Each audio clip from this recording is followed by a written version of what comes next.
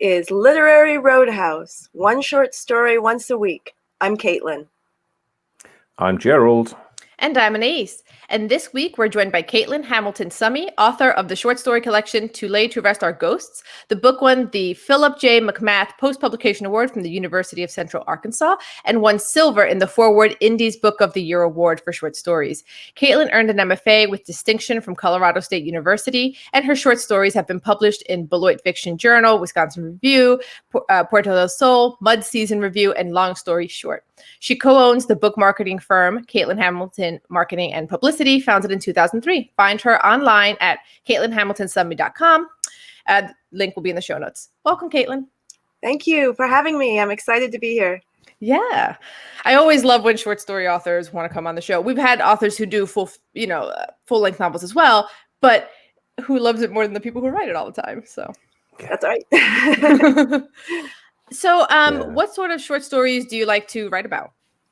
You know, a lot of what I write about deals with weather and families and significant changes in families, be they marriage, loss of a loved one, births. But I'm very interested in the end in the emotional terrain of my characters' lives. I write very character-driven literary fiction. So would you say that, what would be the central theme in your collection, To Lay to Rest Our Ghosts? I think some people see the title and think it's ghost stories and are disappointed. The central theme is really letting go of our pasts. There are many losses described in the book or changes. And I think ultimately the collection is about how people grapple with those changes with success or not success, but ultimately have to come to some place of peace to move on with their lives. And so it's about laying our ghosts to rest and moving on, and hopefully ultimately reconciliation. So can you give us like a sample? Like what's one of the stories that's in the collection that you think, maybe it's your personal favorite? I don't know if you're allowed to have favorites. It's like choosing amongst your children. You know, that's so hard to talk about favorites. Yeah. I guess I could talk about there's the first story in the collection is called Tags, and it is about a young girl whose father died in World War II. And her other little friend in the neighborhood has received his father's dog tags, which are the tags that soldiers wear to identify themselves to identify their bodies. And she's telling this from the perspective of age, when she's a grown woman, and receives some news of her own. And she has to lay to rest, finally, this sense of loss and grief at losing her father so young and never getting his dog tags. There was nothing to come home. And she had to let go of the hope that there was something of him she could hold on to besides his name. So why do you think you write short stories as opposed to novels or other forms? Well, you know, I do write in other forms, but I think I'm probably at this time in my life most successful with short stories. And I write them because I hear them, if that makes sense. I hear a line or a voice, and so I just start writing. And I also write a lot of stories that are linked. So I think I'm compelled to keep telling these people's stories because I get invested in the characters personally. Yeah. So it's interesting that you get really invested in characters and like to write about characters, because the story that you recommended that we read today is very character driven. Very much so. It's very much the kind of fiction that resonates for me. So why don't you introduce the story? What's it called and what's it about? Okay, the story is called Enid and Floyd and the Moon by Jeanne Shoemaker. And it's about an old married couple named Enid and Floyd who live in a converted garage while they rent out their home. They're quite elderly. They, of necessity, live very frugally. And Enid is blind. And the point of view in the story is a distant point of view that allows us to look at them through a lens. So it's not told from their perspectives. It's almost like we're watching a movie about a really critical moment in their lives. Yeah. And I love the point of view, which we'll get into a little bit later. Well, the way that the narrator gives out information, it was perfect. But let's hear from Gerald. Gerald, did you like the story? Yes and no. Okay. I kind of predicted this. I feel good when I know Gerald. Yeah. Really? Yeah, it doesn't, Wow. because you're going to say, well, let me see if I predicted it. Not enough happened? No, I found it rather downbeat. I enjoyed the way that she told the story, and I loved the way she wrote and her description and the detail and things like that. But it's a sad story, and it's very, very, it's almost claustrophobic. I think it's just it's so much about them, and everything is not good about it. And I was thinking, because you said something in Slack about, I think you said you quite liked it, or it was a what did you say? It was a I can't remember what I say. you said something, and I thought, it's because I'm very close to these people in age, and I see this and I think, oh no, I'd hate to be in that position. I'd hate to be in that situation. But it's beautifully written, so I like that bit of it. I think one reason it resonated for me is because I grew up in a multi-generational home, and so stories about older people just move me deeply, because I've lived with so many of them. And it is sad. It is a sad story, but I think there's hope in it, and I guess we can talk about that at some point. I know you want to talk about point of view, but I thought that the moon was a symbol of hope. Am I the only one who thought that? I mean, I didn't read it as sad. I mean, it has its pathos, but it's like, man, they are really happy. There are no two people more happier in each other's company than them. And because of the point of view, the rest of us are here going, oh my God, the like trouble truck that's going to hit them, right? But they're just there like blissfully, and all right, like hopefully they'll be okay. I don't know, but they're really happy. So I'm taking my cue from them. See, and I thought that, I guess I have to be careful not to mention spoilers. Oh, you can spoil on the show. Okay. I wasn't sure, really. But I thought the fact that she had the dream, Enid, about pinning the moon back up. I thought, first of all, pinning it back up was beautiful, because, of course, they're so frugal. That's what she would use. So clothespins or something. But I thought the fact that the moon had fallen out of the sky and that she dreamed she could put it back meant that whatever befell them, they would find a way through.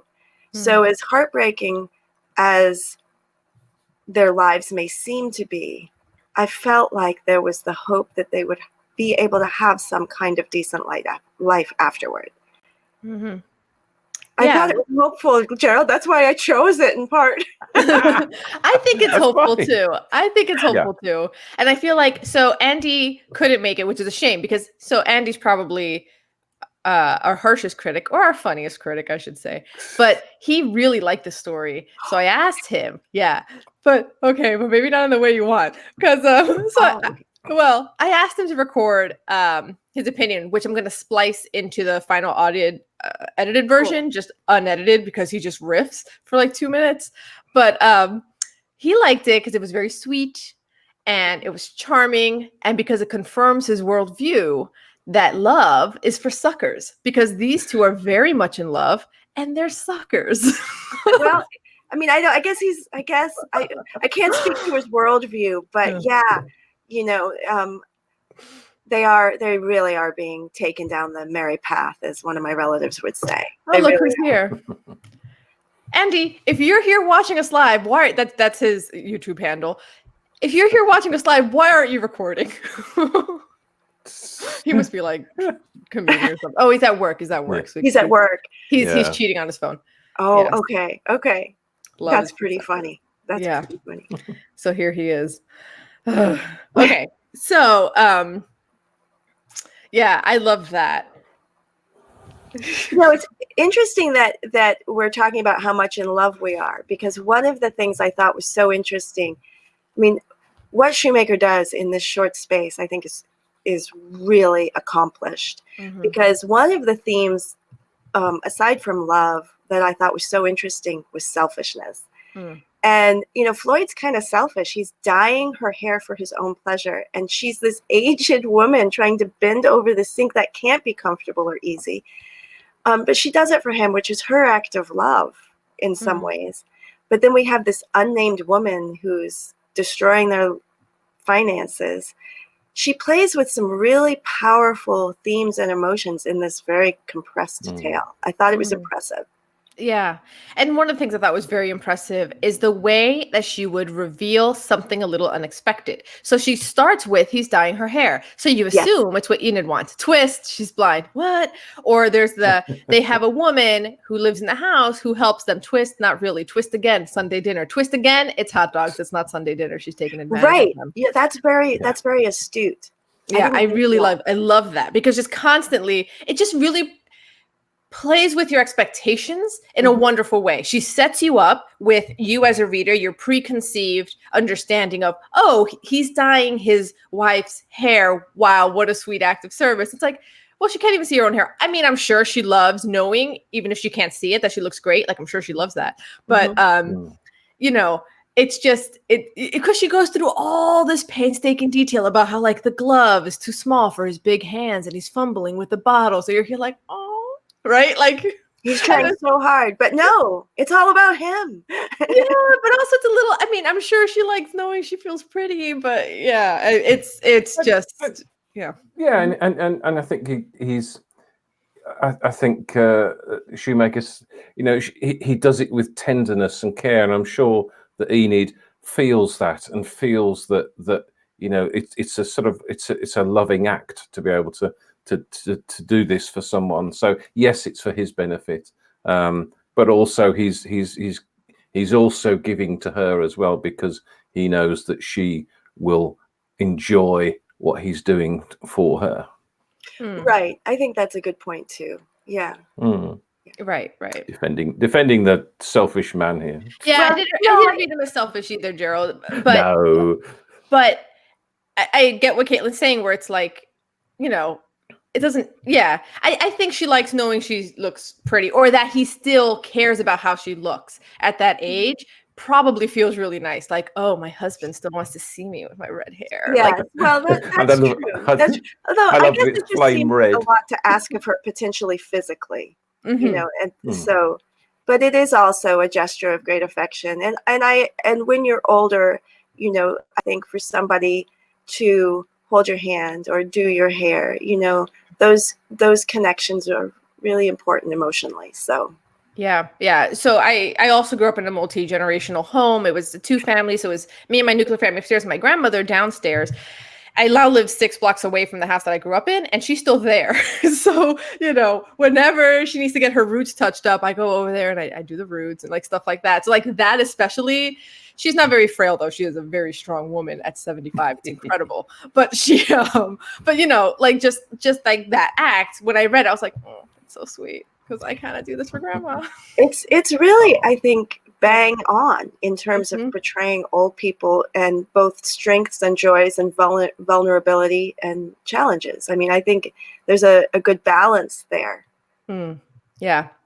And one of the things that the author did really, really well, like I said, the slow reveal and those twists, and then just like, she starts with the happy and the hopeful, and then it almost hits you like a bus, and she does it so casual. She's like, oh, their son died of, you know, diabetes. And you're like, just like thrown in there, like, their lives are so hard. That's the kind of stuff that would destroy a lot of couples. Losing a child, a lot of couples don't survive that and get divorced. And it was really beautiful. It was definitely, I think, hopeful, and also just, you know, those cliches like love is all you need and that's all you need to be happy. It drew that sort of cliche in a really bittersweet, charming way. I agree. Yeah, I agree. I think at some point, if I had to criticize it, I think maybe she overdid the point about them not having much money, because it seemed like time and again she sort of I'm just looking at the bit now about the Motel 6 shower caps at the garage sale, and you know, pours some cups of Nescafe, which I presume is a sort of cheap coffee, and so it's sort of time and again and the bit about one thing I found strange was that after I read the second time through, and when Floyd is describing what he sees, and Enid says, "What else? Tell me everything you see." And I thought, is she blind? Because I'd missed it on the read through. So then I thought, well, I don't think she needs to say that Enid's been blind, because the clues are there without saying that. I thought. But at the time when she said it, saying it right then and there directly, in my opinion, was extremely powerful, because you assume the vanity of the hair dyeing comes from the woman. Yeah. Right. Yeah. Good point. Yeah. Yeah. That is a good point. But I didn't think she belabored the point that they're poor, because I found the things she chose to focus on to demonstrate their poverty charming as well. Motel 6, shower caps. Yeah. Of course, everything about this story is just charming. I kind of take Gerald's point. I think that maybe because there were so many details mentioned so quickly, maybe she could have spared one.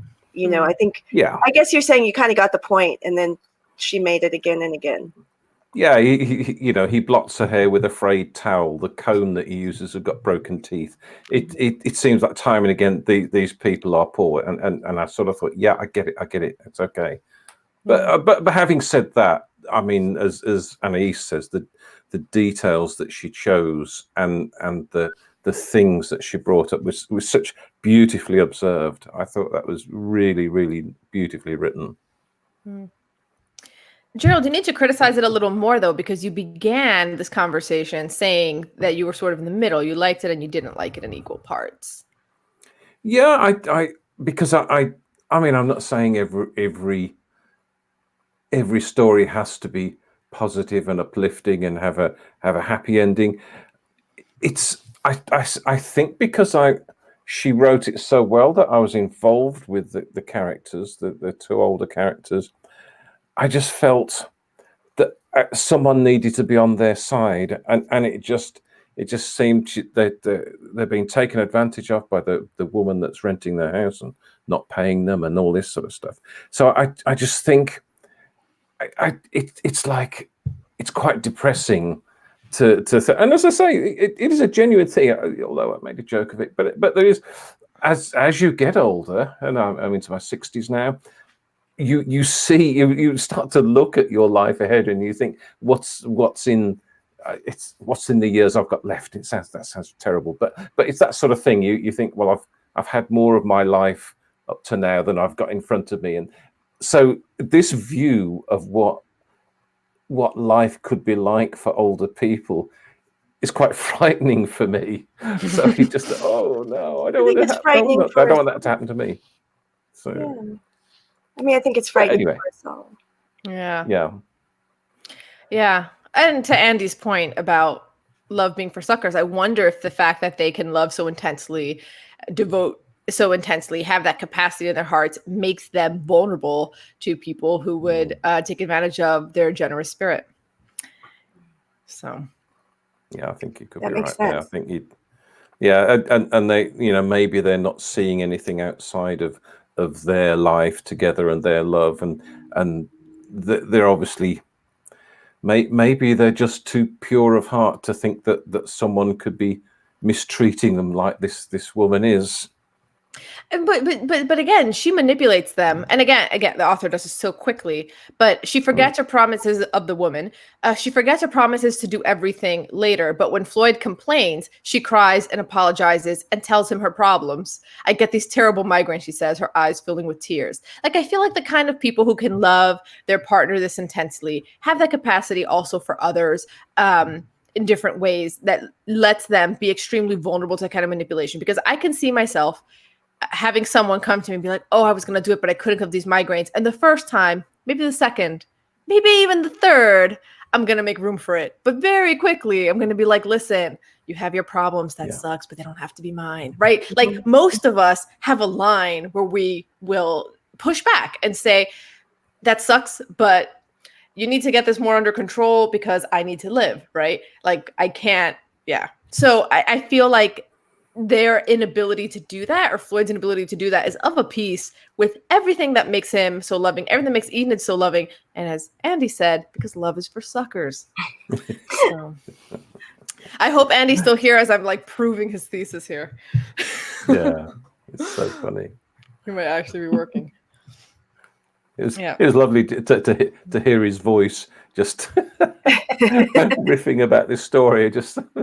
It's funny. Lovers for suckers. Which is really funny because having known Andy as long as I do, longer than this show, I also know that when he falls hard, and he becomes a sucker. And he's even come up to me like after that has happened and said, that his worldview hasn't changed. He merely revises that he too is a sucker. So. Oh. Yeah, it's one of my favorite lines Andy's ever said to me. Oh. Yeah. Okay. So it is a very short story. It's very tight. And I feel like when a story is very short and very tight, I give it a lot of leeway to do kind of whatever it wants. Because you haven't asked a lot of me. Yeah. No. What do you think of that? We were saying we would talk about the point of view, which I found really compelling. What did you think of the point of view? Yeah, so I love the point of view. I guess the tone really is what I'm talking about. So that surprise, that like twist where like she's setting you up, leading you a certain way, or he, the narrator, doesn't matter. The narrator leads you in a certain direction. And then like even just that line that I was reading, her eyes fill up with tears after she says she has migraines, but she cooks them Sunday dinner most Sundays, unless something comes up. Like this tone that is distant, but at the same time has this... that line of like apologizing for her being terrible. She just gave us a few sentences of how terrible this woman is, but she's like, but oh no, she's not so bad because she's making Sunday dinner. And it's like something about Floyd's personality or Enid's personality is like seeping into the narrator, even though they're distant. You know what I mean? Like, like she's affected by the narrator's affected by these characters that it is describing. And then immediately goes, tonight is Sunday, and the woman will serve them hot dogs, potato chips, and 7-Up. And now I'm enraged all over again. But the narrator did not tell me to be enraged. I am mad on my own. Right. Which I think, I thought that was really well done. Very good. That she let us judge. Pretty much all the way through the story, she let us come to our own opinions. And one of the things I didn't realize until I reread it, Gerald, was that woman is never named. No. And I thought, that's so interesting. You know, why not? Why didn't she say they rented it to Paula? You know, I thought it meant that it could be anybody. Anybody could do this. Or that Enid and Floyd are just so insular, they don't even think of other people's names. I don't know. But I thought that she let us judge for ourselves and also didn't force us to see this woman as one woman. She could be anybody, which makes it even more terrible, right, Gerald? It makes it even more haunting. I think also that by naming someone, you allow readers to make a connection with them, and I think she deliberately held that back because she didn't want readers to make a connection with this woman. She's just, she's the foil, the sort of anti-hero for the whole story, and she's very distant, and she's positively cruel to these people, to Enid and Floyd. So I think she just wanted us to feel distant from her, and for our emotions to be totally wrapped up in Enid and Floyd. Yeah. I like both those points. And I would also, and I don't know if this is intentional by the author or not, but I think one of the other things that it does is, so like you were saying, Caitlin, it could be any woman. And I think also that it has been many women and men over the course of their lives. And it will continue to be this way. Like it's like a rotating door of just, it doesn't matter who it is at this moment. She can go and there will be another. They are always exposed to this kind of, low level grifting. Yeah. That's interesting. That's why I just am so excited we get to discuss this, because I think that your observations are really, really compelling. It's making me want to reread the story, like with this conversation in mind. Yeah. Well, it's funny that you say that because earlier in the show, in the first few years, we used to talk about the story within the story, where we would start wildly speculating about like what else is happening. We've done less of that lately, but the story within the story would be like, where did this woman come from? Like, Right. Well, Yeah. how do they find her? And then I guess for me, I keep wondering, when's the shoe going to drop? When are they going to hear? And what does one do? And what will happen to them? Because they clearly have been taken advantage of. So this would be a classic story for the story within the story discussion. Yeah. And my story within the story, where you just asked, where did she come from? And my argument would be, it can only ever be people like her. As soon as people see these two who are so vulnerable to this, as soon as some predatory person sees their mark, they're going to make sure they get in there, so that an upstanding good person who would just like pay the rent faithfully and sometimes make an actual Sunday dinner doesn't even get a chance, right? Like, these people are going to come in and manipulate in such a way that I think they're forever just exposed to this kind of grip. Like, you ever talk to people who, like, for some reason bad things always happen to them, and you're like, okay, but you know what I mean? Yeah. Like, I feel like there's a certain level of that's going to happen here. They might get lucky and one day have a tenant who doesn't suck, but all the good tenants are going to get shouldered out by the predators. And also, this woman is an especially noxious kind of a pariah, because she's doing that, like, self-victimization means that I can now affect you in horrible ways and you must feel bad for me. Like, she does like the what's it called, the like sad Olympics, or like what's that phrase? It's like when people compete about who has a worse life, right? They're trying to like one up each other. Yeah. Right. So it's like the Troubles Olympic. Which is so obnoxious. Like, like when the author wrote that, specifically her excuse is, I have more problems. Oh, it like triggered something for me. Yeah. Oh, it's stunning. So It was stunning. Yeah. Yeah. Yeah. I also liked the fact that it was written in a present tense, because it brings you, the reader, right in to the story and into their world. And it feels like you are the narrator watching them, what's happening in the present tense. So I thought that was really well done too. Yeah, I agree. And it makes it more painful, I think, that it's not already over. You know. Yeah. Also, their names are great. Yes. Whimsical again. There's so much whimsy. The title, like, there's something, it's like bittersweet. And it's just such a charming story. Enid and Floyd. You know, one of the things I kept looking up and trying to piece together after I read it, I looked this up twice, was, what does it mean to say someone hangs the moon? Because Enid hangs the moon in her dream. And it says it's somebody who, the dictionaries and things said a person who hangs the moon is deeply regarded, almost in an uncritical way, by others, who are sort of filled with awe, something to that effect. So I keep puzzling over that. Like, is that how Floyd sees Enid? I think so. Yeah, I think so too. Back to Andy's comment that this is so sweet, you know? Right. Yeah. Right. And I don't know. I wondered if that was a conscious choice by the author, you know? I feel like at that point it must be. I did a little bit of research on the author. She's a very accomplished writer, and I feel like she would know that expression. So I think at some point, like, I think a little bit. It had to have been. Author, if you are listening to this, please write in. Yeah, tell us. I think I've only ever had that like happen once or twice. 173 episodes in. Yes. Yeah. Wow. We have got some engagement. We used to try and find them before the podcast and tag them and saying, oh, you know, we're reviewing your story, but then sometimes if we don't like the story, it becomes a bit embarrassing. We don't tag. We Yeah, don't yeah. tag. Untag. Yeah. So we do. This is a more like recent rule that we have, that if it's an aspiring author who is not yet established and none of us like the story and can't defend it, then we just won't do it.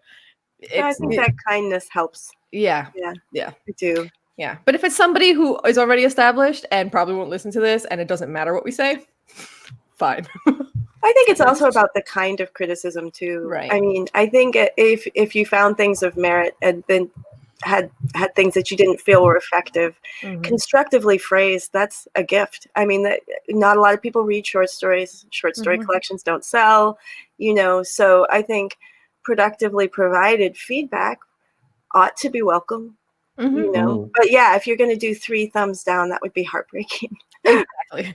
Yeah, and especially for a new author trying to get their Oh, wings. for any author. Any author for sure, but a new one could actually like hurt them. Like if someone looks them up and this is the first one that comes up, that'd be bad. We should be like page 10. I don't think we're ever cruel either. I No. think if we have a No, problem, we'll but mention it. But it'd just be yeah. hard to hear that nobody on the podcast cared for it at all. That doesn't really happen, at least. But No. yeah. Yeah. Okay. Is there anything else we want to say about this story, or are we gonna do the game? I could talk more, but I think probably we've hit the most important things. Okay. What do you think? Yeah? I think so. I think I've said like the things that I really wanted to say. Me too. Yeah. Gerald? Okay. Yeah, I don't think there's much more for me to say. I think I've said all I want to. Okay. So at this point, we usually rate from a scale of 1 to 6. We're weird. So I'm coming in at a 5. Andy also gave it a 5. Oh. I am also a 5. Nice. Well, I hate to be boring, but I've just written 5 down on my piece of paper. Yay for Ms. Shoemaker. Yay. Yeah. Awesome. I think if there'd been a bit of a sort of uplifting thing, or maybe the sign that Floyd had got a bit of, was standing up to this woman who's renting their house, I'd have scored it more. So I don't necessarily like happy stories, but I think I wanted a little bit of uplift. Okay. So we're doing the game. Gerald's gonna try and stump us. So Caitlin, what are you submitting for next week? The Rabbit Matchmakers by Andrew Phillips. Okay. And I'm submitting The Effluent Engine by N.K. Jemisin. So a previous guest, Beth Mayer, had submitted this, and we have to make sure we read it.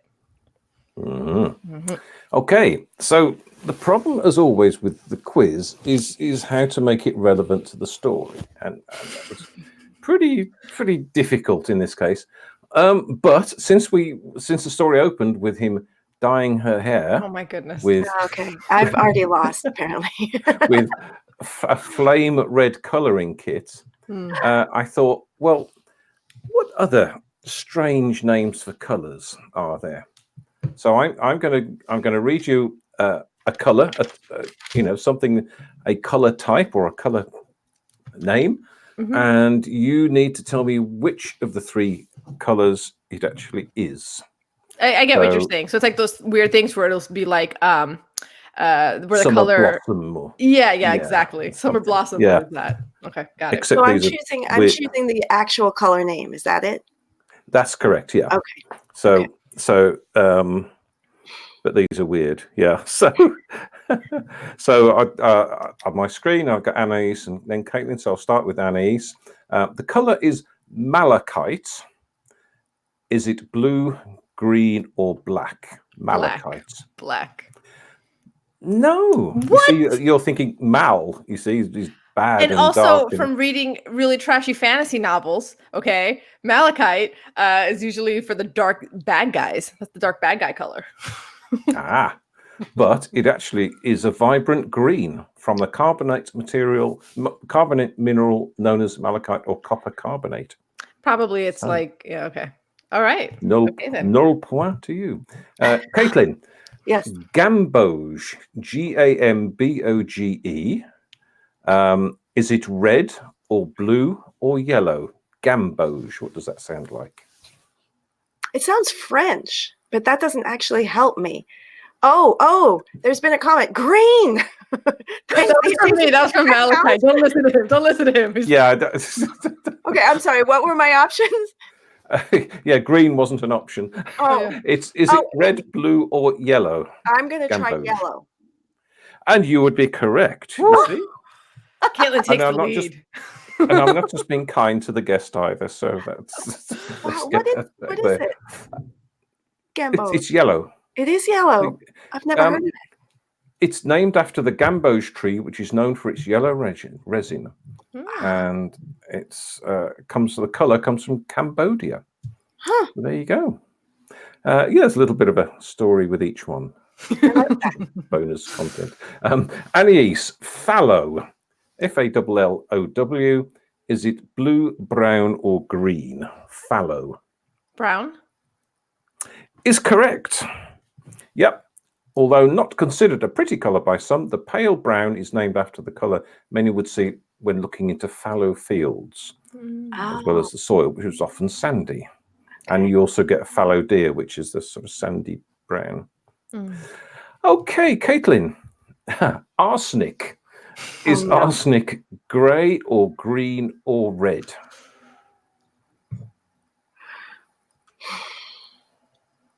Well, I'm going to say gray. And you'd be correct to say grey. Wow. The colour arsenic is based around the element arsenic, which is a dark grey-blue colour. Anais, drake's neck. Drake's neck. Is it red, green, or blue? Green. Is correct. See, you're getting good at this now. A drake is a dragon. Fantasy trash. Woo! No, the drake is a male duck, which has. Oh, it's also a dragon, a smaller one. We have them outside the hut here, and they have bottle green heads and necks. Okay, so Caitlin, how's your German? Feldgrau, Feldgrau, Feldgrau. This reminds me of the time I was in a spelling bee here, and I lost because they gave me a German cookie and had told me how to.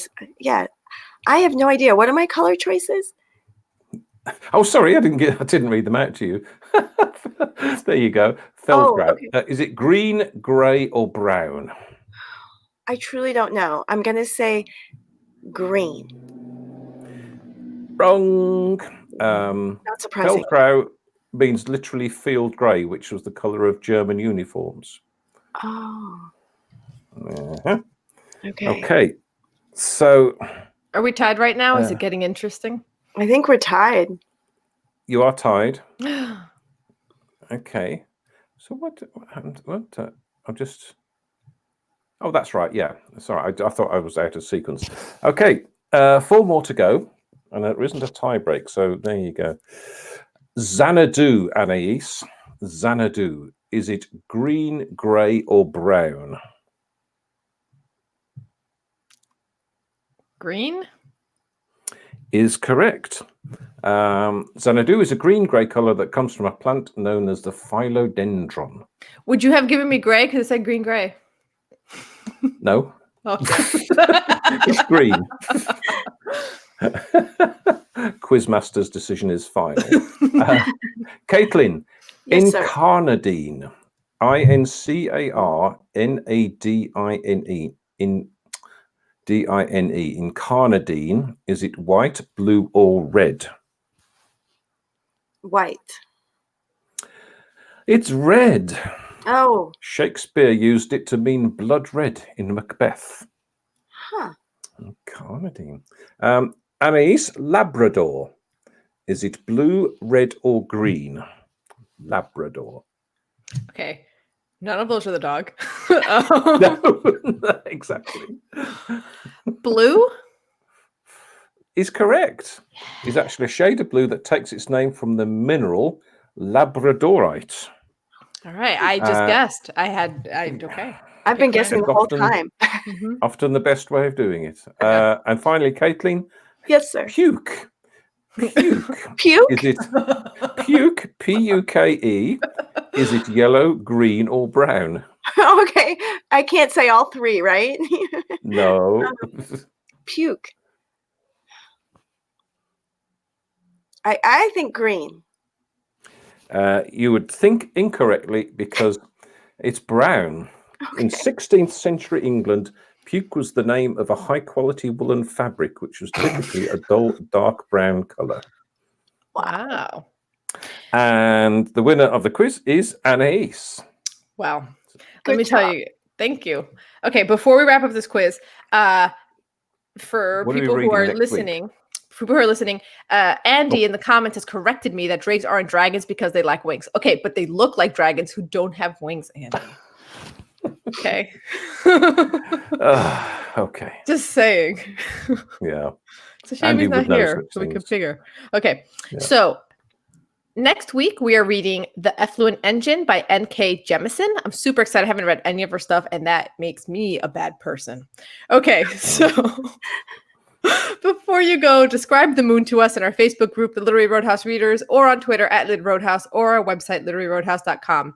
Want to fall in love with characters for a longer period of time? Join the Literary Roadhouse Book Club, where we discuss a novel each month-ish. Lastly, we're starting a GoFundMe for Floyd's unpaid traffic tickets. Support Floyd and our podcast expenses at patreon.com/Literary Roadhouse. Every bit helps. And as always, share this podcast with the lovey-dovey suckers in your life. Until next time, read a good story. Yeah. Very good.